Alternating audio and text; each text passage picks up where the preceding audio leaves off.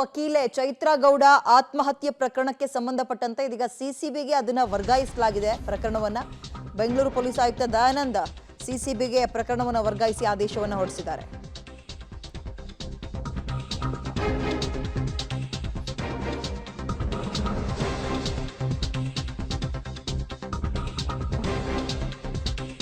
Bengaluru police ಆಯುಕ್ತ ದಯಾನಂದ ಅವರು ಆದೇಶವನ್ನು ಹೊರಡಿಸಿದ್ದಾರೆ. ಈಗ ಚೈತ್ರಾ ಕಾಲ್ ಲಿಸ್ಟ್ ತೆಗೆಯೋಕೆ ಸಿಸಿಬಿ ಅಧಿಕಾರಿಗಳು ಮುಂದಾಗ್ತಾ ಇದ್ದು, ಚೈತ್ರಾ ಸಾವಿನ ಹಿಂದಿನ ಸುಮಾರು 15 ದಿನಗಳ ಸಿಸಿಟಿವಿ ಪರಿಶೀಲನೆಗೂ ಕೂಡ ಮುಂದಾಗ್ತಿದ್ದಾರೆ.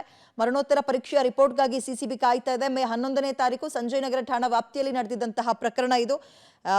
ಜೊತೆಗೆ ಕೆಎಸ್ ಅಧಿಕಾರಿ ಅವರ ಪತ್ನಿ ಕೂಡ ಆಗಿದ್ರು ಚೈತ್ರಾ ಗೌಡ ಅವರು. ಇವರ ಸಾವಿನ ಸುತ್ತ ಹಲವು ಅನುಮಾನಗಳು ಕಾಡ್ತಾ ಇದೆ. ಅನುಮಾನಾಸ್ಪದ ಸಾವು ಹಿನ್ನೆಲೆಯಲ್ಲಿ ಬೆಂಗಳೂರು ನಗರ ವಕೀಲರ ಸಂಘ ಕೂಡ ಪೊಲೀಸ್ ಕಮಿಷನರ್ ಅವ್ರನ್ನ ಭೇಟಿಯಾಗಿ ಅವರು ಬಹಳ ದಿಟ್ಟ ಮಹಿಳೆ, ಬಟ್ ಇದು ಕೇವಲ ಇದು ಸೂಸೈಡ್ ಅಲ್ಲ, ಬೇರೆ ಏನಾದರೂ ಇರಬಹುದು ಅನ್ನುವಂತಹ ಅನುಮಾನವನ್ನು ವ್ಯಕ್ತಪಡಿಸಿದ್ರು. ಈ ಹಿನ್ನೆಲೆಯಲ್ಲಿ ಈಗ ಸಿಸಿಬಿಗೆ ಅದನ್ನ ವರ್ಗಾಯಿಸಲಾಗಿದೆ.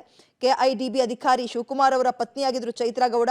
ಬಟ್ ಪೊಲೀಸರು ಪ್ರಾಥಮಿಕ ತನಿಖೆಯಲ್ಲಿ ಇಲ್ಲ ಇದೊಂದು ಸೂಸೈಡ್ ಅಂತಲೇ ಮಾಹಿತಿಯನ್ನ ಕೊಟ್ಟಿದ್ರು. ಬಟ್ ಯಾವಾಗ ಅವರಿಗೆ ಸಂಬಂಧಪಟ್ಟಂತವರು ಸ್ನೇಹಿತರು ಮತ್ತು ಅವರ ಕೆಲಸದಲ್ಲಿ ಜೊತೆಯಾಗಿದ್ದಂಥವರೆಲ್ಲರೂ ಕೂಡ ಈ ಸಾವಿನ ಬಗ್ಗೆ ಅನುಮಾನವನ್ನು ವ್ಯಕ್ತಪಡಿಸ್ತಿದ್ರು, ಆಗ ಇದೀಗ ಸಿಸಿಬಿಗೆ ಈ ಒಂದು ಪ್ರಕರಣವನ್ನ ವರ್ಗಾಯಿಸಿದ್ದಾರೆ.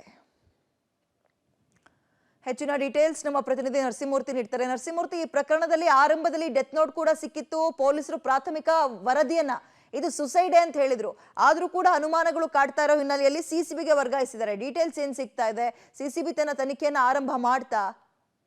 ವಿದ್ಯಾ, ಇದೇ ತಿಂಗಳ ಮೇ 11ನೇ ತಾರೀಕು ಸಂಜಯನಗರ ಪೊಲೀಸ್ ಠಾಣಾ ವ್ಯಾಪ್ತಿಯಲ್ಲಿ ಹೈಕೋರ್ಟ್ ವಕೀಲೆ ಚೈತ್ರಾ ಗೌಡ ಆತ್ಮಹತ್ಯೆಯನ್ನ ಮಾಡಿಕೊಂಡಿದ್ರು. ಈ ಸಂಬಂಧ ಸಂಜಯನಗರ ಪೊಲೀಸ್ ಠಾಣೆಯಲ್ಲಿ ಎಫ್ಐಆರ್ ಕೂಡ ದಾಖಲಾಗಿತ್ತು. ಇವರು ಕೆಎಡಿಬಿ ಅಧಿಕಾರಿ ಅಂದ್ರೆ ಕೆಎಎಸ್ ಅಧಿಕಾರಿ ಶಿವಕುಮಾರ್ ಅವರ ಪತ್ನಿಯಾಗಿದ್ರು. ಹೈಕೋರ್ಟ್ ನಲ್ಲಿ ತುಂಬಾ ಆಕ್ಟಿವ್ ಆಗಿದ್ರು, ತುಂಬಾ ಸಾಕಷ್ಟು ಹೆಸರನ್ನ ಕೂಡ ಗಳಿಸ್ಕೊಂಡಿದ್ರು.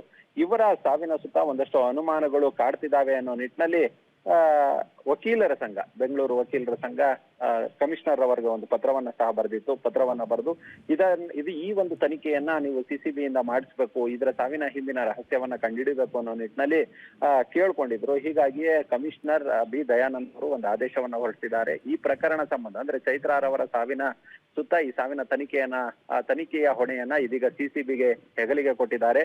ಈ ಸಂಬಂಧ ಈಗಾಗಲೇ ಪೋಸ್ಟ್ ಮಾರ್ಟಮ್ ರಿಪೋರ್ಟ್ಗಾಗಿ ಸಿಸಿಬಿ ಪೊಲೀಸರು ಕಾಯ್ತಿದ್ದಾರೆ. ಮತ್ತೆ ಕಳೆದ 15 ದಿನಗಳಲ್ಲಿ ಅಂದ್ರೆ ಆಕೆ ಚೈತ್ರಾ ಗೌಡ ಸಾವನ್ನಪ್ಪಿದ 15 ದಿನಗಳ ಹಿಂದಿನ ಸಿಸಿಟಿವಿ ದೃಶ್ಯಾವಳಿಗಳನ್ನ ಗಮನಿಸೋದು, ಮತ್ತೆ ಅದರ ಒಂದು ತಿಂಗಳ ಹಿಂದಿನ ಕಾಲ್ ಡೀಟೈಲ್ಸ್ ಇವೆಲ್ಲವನ್ನ ಕೂಡ ಕೂಲಂಕುಷವಾಗಿ ಇದೀಗ ಸಿಸಿಬಿ ಅಧಿಕಾರಿಗಳು ಪರಿಶೀಲನೆಯನ್ನ ನಡೆಸ್ತಿದ್ದಾರೆ.